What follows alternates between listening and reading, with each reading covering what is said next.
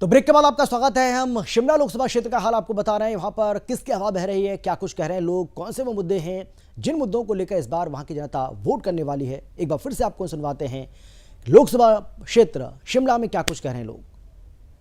आपसे पूछना चाहेंगे, आप क्या चाहते हैं, जो आप वोट देंगे कैसा कैंडिडेट हो जो जीत के है और सबसे पहले ऐसी बात है कि हमारा जो यहाँ से जो भी उम्मीदवार हिमाचल को रिप्रेजेंट करे उसके तो सबसे पहले मुद्दे क्लियर होने चाहिए कि वो क्या करना चाहता है। जैसे बेरोज़गार है, महिला सशक्तिकरण है, या फिर किसानों की बात है। ये बात हमारे जो रिप्रेजेंटेटिव है उनको पूरे ध्यान में होनी चाहिए कि भाई कौन कौन बातें से। दूसरी बात है कि हिमाचल एक तो पहाड़ी इलाके है, यहाँ पर हर साल एक नया ये बसता है हिमाचल। जैसे डिजास्टर आता है, जैसे कहते हैं बिहार हर साल नया बसता है, वैसे हिमाचल भी हर साल या तो किसी डिजास्टर, जैसे मानो कि भूकंप हो या फिर जैसे बाढ़ वगैरह आपने देखा है, उस तरह से हिमाचल की रोडें जो भी बिल्कुल डिस्ट्रॉय हो जाती है, फिर उस पर कोई भी नेता मंत्री ध्यान नहीं दे पा रहा है। हम चाहते हैं जो भी रिप्रेजेंटेटिव हो वो बात, जो ग्राउंड की बात है उसको संसद तक पहुंचाए, पूरे देश को पहुंचाए। कहाँ क्या समस्या है, कौन कौन वर्ग जो पिछड़ रहा है, कौन इलाका है, जो कौन गांव है जहां बिजली नहीं पहुंच रही है। बिजली की बात करूं, बिजली हिमाचल प्रदेश में सबसे ज़्यादा बिजली बनती है। मैं बात करूं किन्नौर की, बात करूं लाहौल की, बात करूं मंडी के पहाड़ी क्षेत्रों की, जहां पर बर्फ़ गिरती है, वहां पर 6-6 महीने बिजली नहीं रहती है। पहली बात यह है कि जो बिजली हिमाचल बना रहा है ना, उसे फ्री बिजली है, और दूसरा वो उसको 6-6 महीने बिजली मिल नहीं रही है, वो कैसे अपना सर्वाइवल करे। ये जी, जैसे रोजगार का मुद्दा है, आपने बताया कि क्या होना चाहिए। वैसे जो टूरिज्म का मुद्दा है ये भी हिमाचल के लिए काफ़ी युवाओं से जुड़ा है, रोजगार से जुड़ा है। आप क्या चाहेंगे, किस तरह से टूरिज्म को और प्रमोट किया जा सकता है? टूरिज्म को प्रमोट करने का सबसे आसान तरीका तो सरकार के पास है कि सरकार किस तरह से विदेशों तक अब हमारे टूरिज्म को पहुंचा रही है, हिमाचल प्रदेश की टूरिज्म को पहुंचा रही है। जैसे हिमाचल प्रदेश का हर एक कोना टूरिज्म की दृष्टि से एक अपनी वैल्यू रखता है। बात करें खजियार की, शिमला की, मंडी की, कुछ एक ऐसे क्षेत्र है जो अभी लोगों के सामने नहीं आ पा रहे हैं। उनके लिए सरकार क्या काम कर रही है, सरकार को उस क्षेत्र में काम करना चाहिए ताकि वो चीज़ें सामने आए लोगों के पास, जो अभी वहाँ पर जहाँ तक हम पहुँच नहीं पा रहे हैं। हिमाचल को देवभूमि कहा जाता है। क्या यहाँ इतने देवभूमि का है, मंदिरों को लेकर डेवलपमेंट किस तरह से होना चाहिए, आप मानते हैं क्या होना चाहिए या नहीं होना चाहिए? क्या जी बिल्कुल, बहुत अच्छा क्वेश्चन है आपका। जो मंदिरों की बात की आपने, मंदिर हमारी ऐतिहासिक परंपरा से जुड़े हुए हैं, तो मंदिरों का जितना डेवलपमेंट होगा, टूरिज्म उतना हिमाचल की ओर आएगा और टूरिस्ट हिमाचल की ओर आएंगे। हमारे पास इतने ऐतिहासिक मंदिर है जो अभी लोगों के सामने आए ही नहीं है। उनकी अलग ही अपनी एक वैल्यू है, जिसे कहेंगे कि उनका अपना इतिहास है। हिमाचल के हर एक देवता का है, हर एक गांव का इतिहास है। अगर उसमें लोग देखेंगे कि भाई किस प्रकार से हमारी ये संस्कृति है, कितनी डेवलप संस्कृति है, कितनी महान संस्कृति है, तो लोग देखेंगे तो जरूर वो हिमाचल की तरफ आकर्षित होंगे। जी, क्या नाम है आपका? सर नमस्ते, आशीष शर्मा। जैसे अब चुनाव आने वाले हैं, क्या चाहते हैं आप, किस तरह से कैंडिडेट जीत के आए जो हिमाचल की भलाई के लिए काम करे? सर जैसे हम देखते हैं कि हमें ऐसे कैंडिडेट चाहिए जो मतलब हिमाचल के हित में और देश हित के लिए जो सबसे पहले आगे आते हैं। ऐसे हमें नेशन फर्स्ट के जो आइडियोलॉजी के साथ काम करते हैं, ऐसे हमें कैंडिडेट चाहिए। जैसे कि हम बात करें हिमाचल प्रदेश में, जैसे इतना बड़ा संस्थान एम्स यहाँ पे आया, और 4 लेन का यहाँ पे नेटवर्क इतना बिछा हुआ है, और रेलवे नेटवर्क की बात करें हिमाचल में काफ़ी डिस्ट्रिक्ट में बिछ रहा है। तो ऐसे जो मतलब विकास का काम यहाँ करेगा, मतलब देश हित के लिए, हिमाचल के हित के लिए आगे आएगा, ऐसे कैंडिडेट हम यहाँ से चाहेंगे। सर यही है सर इसके लिए। रोजगार का मुद्दा है, चाहे वो बेरोजगारी से जो आपके स्टूडेंट्स के मुद्दे हैं, कई हैं, स्पोर्ट्स के मुद्दे हैं। क्या चाहेंगे कि किस तरह के जो आए वो हिमाचल के युवाओं के लिए बेहतर काम करें, क्योंकि युवा है, मेहनत बहुत करता है मगर उसे वो अंजाम नहीं मिल पाता है। क्या सर जैसे बेरोजगारी की बात करें, सच बेरोजगारी तो है, सच में ऐसा नहीं है। जैसे अब रोजगार सरकार 100% रोजगार सभी को नहीं दे सकती। जैसे भी जो सरकार अभी सरकारी नौकरी जो निकालती है, उसको भी सर अभी देखा जाए तो निष्पक्ष ढंग से वो टेस्ट नहीं हो रहे हैं। किसी में कोई चीटिंग का मुद्दा हो रहा है, निष्पक्ष से जांच नहीं हो रही। जो हमारा यहाँ पे हमीरपुर बोर्ड था, उसको अभी 1 साल हो गया है, बंद कर दिया गया है। तो उसको अभी फिर से अभी चेन बनाया तो है चेन, उसके लिए अभी टेस्ट वहाँ पे नहीं करवाए जा रहे। युवा यहाँ पे दिन रात मेहनत कर रहा है, उनके लिए सरकार सोचें तो ये हमारा है, मतलब जिसके लिए सोचेंगे तो ये मेन मुद्दा है। मतलब विद्यार्थी मतलब तरस रहा है सरकारी नौकरी के लिए, जो आती है उसमें भी मतलब निष्पक्ष तरीके से वो नौकरी हो, तो ये हमारा मुद्दा है। मतलब जी, आपका क्या नाम है, आप क्या चाहिए, किस तरह से कैंडिडेट? नमस्कार जी, मेरा नाम दीपक ठाकुर है। मैं एक हिमाचल प्रदेश विश्वविद्यालय का छात्र हूँ। हम चाहते हैं कि जो हमारा कैंडिडेट हो उसके लिए सबसे पहले प्रायोरिटी हो नेशनल फर्स्ट और हिमाचल फर्स्ट। हिमाचल के जो बेसिक मुद्दे हैं, जो बेसिक डेवलपमेंट से रिलेटेड जो भी मुद्दे हैं, उन मुद्दों को संसद में उठाना। जो देश की किसी भी बड़ी पंचायत है वहाँ पे उन मुद्दों को रिप्रेजेंट करना, और जो भी गवर्नमेंट सेंट्रल गवर्नमेंट की जो पॉलिसीज़ है उन पॉलिसीज़ को धरातल पर उतारना। और जैसे कि जो ऐतिहासिक कार्य जैसे प्रदेश में जैसे टूरिज्म का सेक्टर हो गया, तो उनके लिए पॉलिसीज़ को ग्राउंड लेवल पर कितना इंप्लीमेंट करना और एक लोगों से संपर्क में रहना। और जो हमारे जैसे जिन क्षेत्रों में विकास नहीं हो रहा है, पिछड़े क्षेत्र हैं, ट्राइबल एरियाज़ हैं, उन क्षेत्र में विकास को पहुंचाना। एक ऐसा जो हमारा सांसद यहाँ से चुन के जाए वो इस प्रकार लोगों से संपर्क में रहे। परंतु देखा जाता है कि कई बार सांसद बनते हैं पर एक पब्लिक से टच नहीं रहता है। इसलिए थोड़ा जो भी सांसद हमारा यहाँ से चुन के जाए वो लोगों की बेसिक मुद्दों को उठाए और पॉलिसीज़ को इम्प्लीमेंट करे। यही है इसके बारे में। आपने कहा आप स्टूडेंट्स भी हैं, आप स्टूडेंट की समस्याओं को जानते हैं, और जो आपने कहा कि जो सांसद है वो जनता के बीच में रहना चाहिए। वर्तमान में जो सांसद हैं इनसे कितना संतुष्ट हैं? क्या ये उन्होंने जनता के हित में कार्य किया है, या कोई बेहतर आप उन सुझाव देने देंगे किस तरह से आप बेहतर कार्य हो? जैसा कि मैं स्टूडेंट हूँ तो बात की जो केंद्र की सरकार है तो उसके द्वारा चाहे वो एनईपी को इम्प्लीमेंट करो, न्यू एजुकेशन पॉलिसी आती है 2019 में, उसके लिए ऐतिहासिक कार्य किया गया है। उसमें जो न्यू एजुकेशन पॉलिसी में जो स्वरोजगार पेबल है, जो स्किल डेवलपमेंट एजुकेशन है वो प्रोवाइड करवाई जा रही है। परंतु इसमें सबसे महत्वपूर्ण है कि जैसे हमारे जो सांसद है, मैं अपने पार्लियामेंट्री की बात करता हूँ, जो हमारे जो सांसद है वो केंद्र में मंत्री भी हैं, युवा खेल मंत्री हैं। तो उनके द्वारा जो कुछ प्रदेश में जो काम किए गए, वो चाहे स्पोर्ट्स के लिए काम करना हो, चाहे विकसित भारत के एजेंडे के लिए काम करना हो, चाहे वो जिला स्तर पे भाषण प्रतियोगिताओं को, एक प्रतिभा को आगे लाने के लिए महत्वपूर्ण कार्य किया है। बात की जाए स्पोर्ट्स के क्षेत्र में, चाहे वो धर्मशाला में स्टेडियम का निर्माण हो, चाहे वो बिलासपुर में जो स्टेडियम बना है उसके लिए उसका निर्माण हो, हमीरपुर सिंथेटिक ट्रैक हो, ऐसे अनेक जो स्पोर्ट्स के क्षेत्र में काम किए गए हैं। तो उन्होंने एक अच्छा विकास कार्य किया है और आगे जो भी हमारा यहाँ सांसद चुन जाएगा उनसे भी हम यही अपेक्षा करते हैं कि प्रदेश के विकास में एक अच्छी भूमिका निभाए। देखिए सर, सांसद का जो कार्यप्रणाली है उसके मद्देनज़र रखते हुए मैं ये बताना चाहूँगा कि जिस तरीके से हमने पहले भी कहा है कि भी सबसे पहले तो जो है जितनी भी केंद्र की जो प्रायोजित योजनाएं हैं उनको धरातल पे लाने का जो सबसे पहन जो काम है वो सांसद जी का है।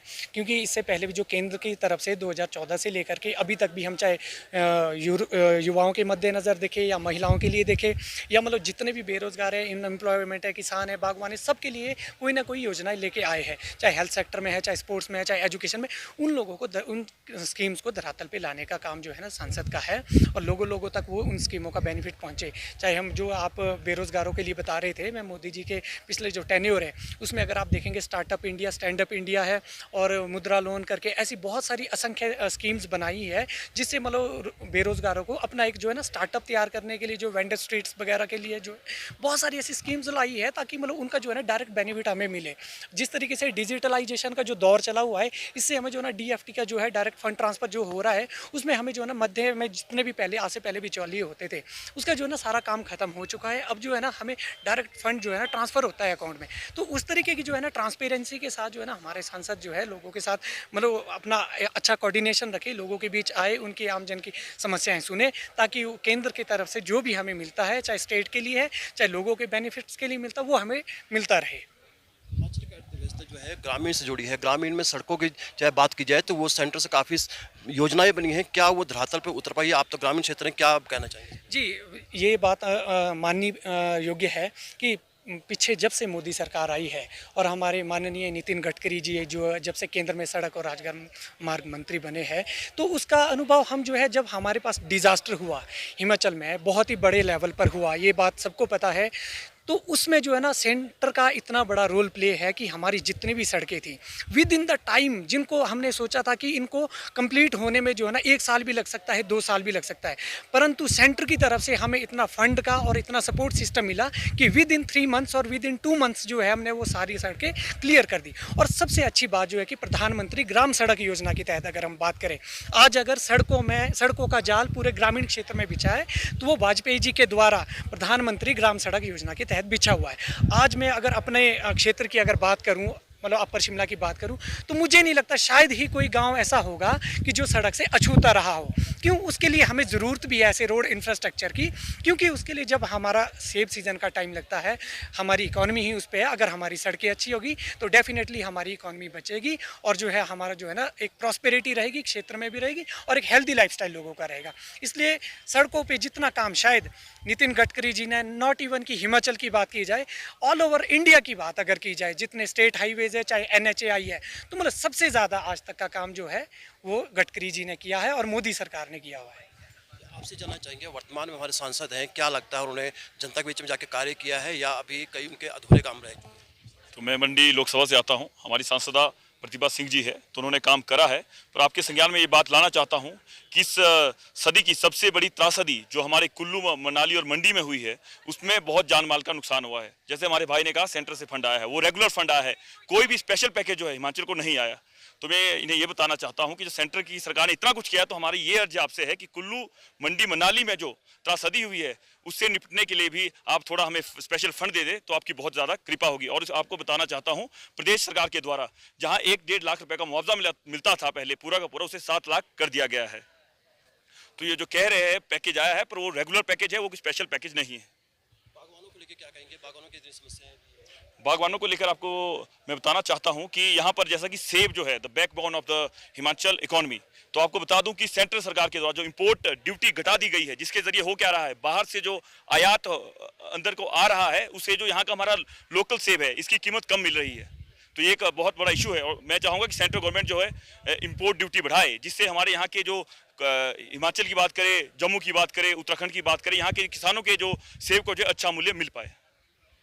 आपसे जानना चाहेंगे, वर्तमान में सांसद हैं, आप संतुष्ट हैं कार्य से या उनमें अभी और काम करना चाहिए था?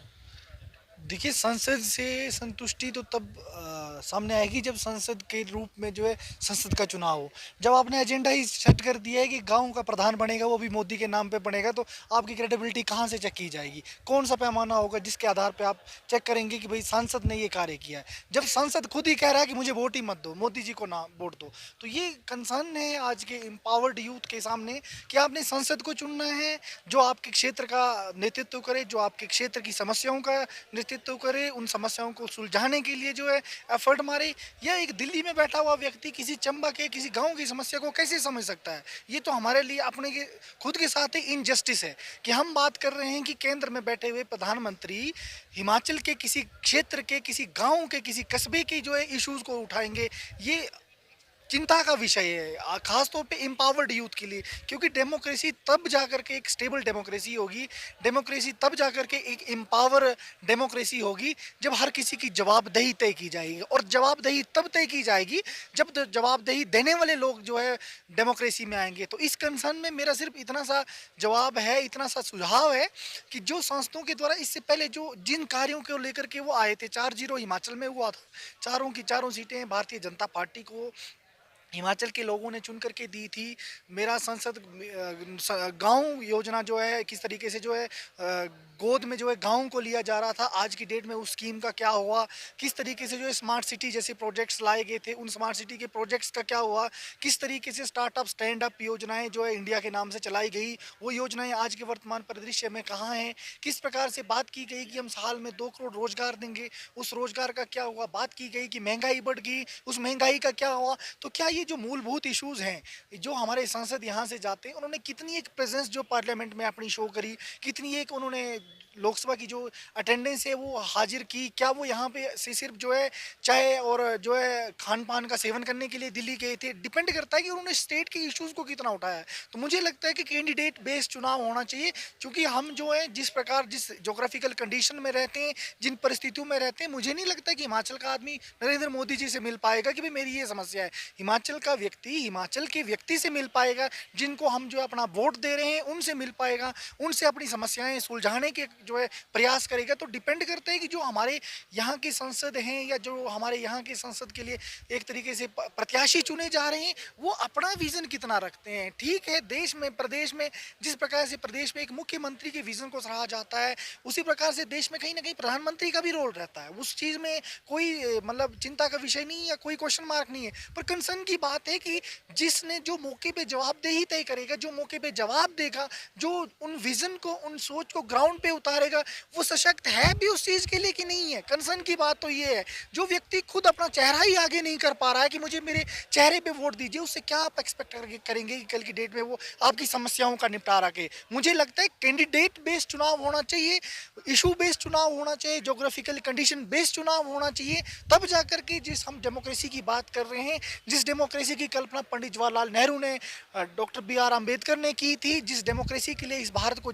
माना जाता, पहचान मिली है पूरे देश में, पूरे विश्व में, उस डेमोक्रेसी का सही तौर पर जो है एक जिसको कहते हैं हम कि पैन हिमाचल या पैन नेशन डेमोक्रेसी, उसको तभी कहा जाएगा जब कैंडिडेट बेस्ड इलेक्शन होगा, इशू बेस्ड इलेक्शन होगा। से बात करने के लिए आप सबका धन्यवाद। तो यहाँ हिमाचल के जो स्टूडेंट्स हैं, इन्होंने कह दिया है, युवाओं ने कहा है कि उन्हें ऐसा कैंडिडेट चाहिए जो यहाँ के जनता से जुड़ा हो, यहाँ जमीनी स्तर पर काम करे, ना कि दिल्ली के नाम पे वोट मांगे, अपने कार्यप्रणाली पे वोट मांगे और जनता के बीच में जाए और जनता के समस्याओं का समाधान करे। सुदर्शन न्यूज़ के लिए शिमला से विनोद पाठक की। तो जनता के सांसद में आज फिलहाल इतना ही। कल किसी और लोकसभा क्षेत्र का हाल आपको बताएंगे, वहां पर सियासी हवा का रुख किस ओर जा रहा है ये आपको बताने की पूरी कोशिश करेंगे। फिलहाल इतना ही, लेकिन देश और दुनिया की बाकी खबरों के लिए आप देखते रहिए सुदर्शन न्यूज़। जय हिंद।